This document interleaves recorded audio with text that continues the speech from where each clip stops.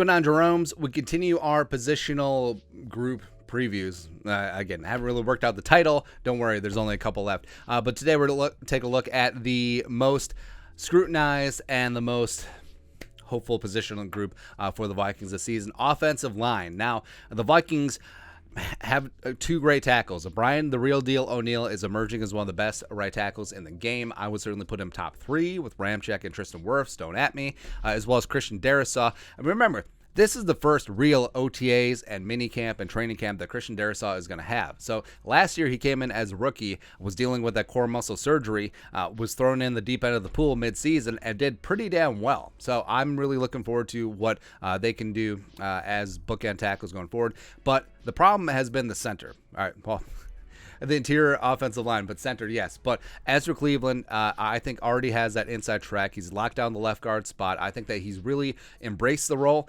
since moving in from left tackle when he came in as a second-round pick in 2020. And I think that he's added good weight. I think that one of the big problems that you have in moving some tackles inside the guard is that generally they're taller. Generally, they don't play with as good a leverage. But Ezra has really stepped up. I think that he will eventually emerge as a very solid guard and be a mainstay of this Vikings offensive line. Then you got center Garrett Bradbury. The number 18 pick in the 2019 draft. They didn't pick up his fifth-year option because then they would have had to pay him $13 million next year.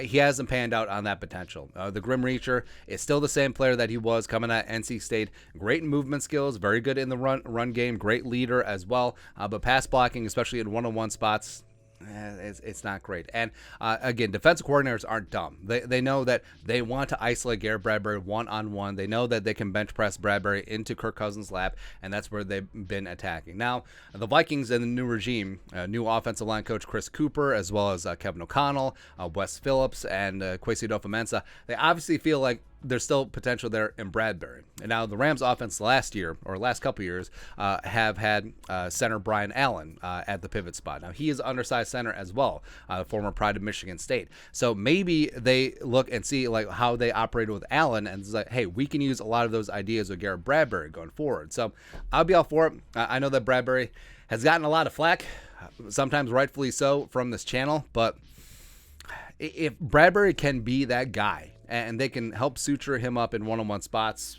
sky's the limit for this offense, man. A right guard as a right meow, a guy who's getting most of the run at right guard with the ones is Chris Reed, former Pride of Mankato State University Community College. Nailed it. A bit of a journeyman, has bounced around the league, Indianapolis, Carolina, Jacksonville, etc. And now he heads back to the great state of Minnesota. And I think that he's a chance to really solidify himself because last year in Indianapolis, after Quentin Nelson went down, he played fantastic. Then they moved around after Nelson came back. And Chris Reed does have flexibility. He's already talked about playing some center. So if Bradbury doesn't pan out in training camp or preseason, Chris Reed could be that fallback option because they have a lot of options at those guard spots, and we'll go down the guard route. So Jesse Davis, free agent coming in from the Dolphins, he was ass at right tackle. He was solid inside a guard, so bring him on in as veteran depth, yes. Wyatt Davis, again, how many rookies last year just didn't get the time of day, and you don't know if they can't play or if it's something to do with the coaching staff? Kellen Mond you can throw in that group. ISM you could throw in that group as well. But Wyatt Davis, two-time All-American at Ohio State, is a great scheme fit. They run a lot of outside zone with the Buckeyes, and Wyatt Davis just last year just never got after it. Like, he never got the time of day. But he's run with the twos at OTAs as well as minicamp, playing left guard, which is a bit of a departure. He mainly played right guard before. So I'm hopeful. I'm cautiously optimistic that Wyatt Davis could bring a little something in year two and make this decision hard in terms of who you want your best five to be out there. And then at the tackles, so you got Blake Brandel, former sixth-round pick out of Oregon State, fifth or sixth round, doesn't matter. But last year, Brandel got a lot of work as the sixth offensive lineman, basically playing tight end in heavy packages. Now, I think that Brandel has a chance to be the new swing tackle since they let go of Rashad Hill. I think that Brandel could be that guy that backs up Darrisaw and O'Neill. I think that'd be a good spot for him. They've also worked with him at guard before as well. Oli Udoh, man. So I liked Oli Udoh. I liked his attitude. I like his strength. I like his anchor. But when he was given the right guard spot last year, also he played left tackle for a stretch, it just didn't work. Too many penalties, too grabby. And we've said, we actually think that his long arms work against him on the inside because because defensive players are too quick for him, and they get inside, they get leverage, and with his longish arms as opposed to shorter arms, you see it's a lot easier to grab. I don't know. Maybe that's just speculation, but either way, so many penalties, so many pressures, and a lot of sacks given up last year. It was not good. And also, giving Bradbury the benefit of the doubt to a degree. I mean, his guard play over the last couple of years, whether it's Oli Udoh, whether it's Pat Elflein, whether it's Drew Samia, whether it's Dakota Dozier, hasn't been great. Hasn't been great around him. But Oli Udoh, I think that he could still have some value as a backup tackle, but that's about it. Kyle Hinton, the 2020 7th round pick out of Washburn, go Ichabods. Now, he was a college left tackle, D2, but you're not going to have a 6'2", 290 left tackle. He's been kicked inside the guard. He's also working a little bit at center. Could be an option there. And now, also, they mentioned that Vidarian Lowe, as well as who else missed? Vidarian Lowe, and this is a really good pod right now.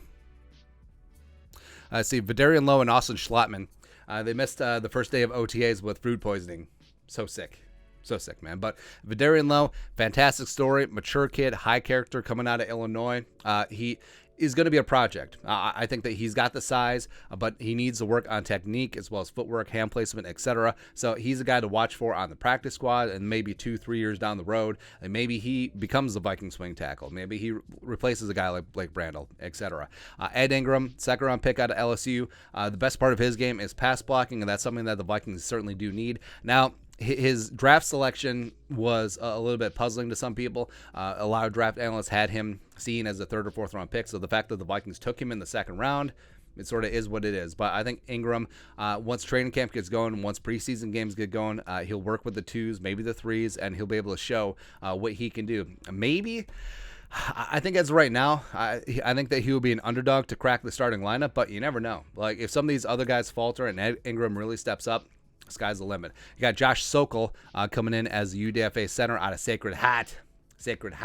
I don't know much about him, but we'll see if he can make an impact. A little bit undersized, but John Sullivan, heart like a lion, could be. There you go. Austin Schlottman is a really interesting utility offensive lineman over from the Broncos. Of course, ties with Chris Cooper as well as Curtis Motkins, but apparently food poisoning, so hopefully he sutures that up. And then Timon Paris was a UDFA that they picked up mid-season last year, put him on the practice squad. The new regime obviously sees a little something in him as a potential tackle project going forward in the future. So there you go. But that's it.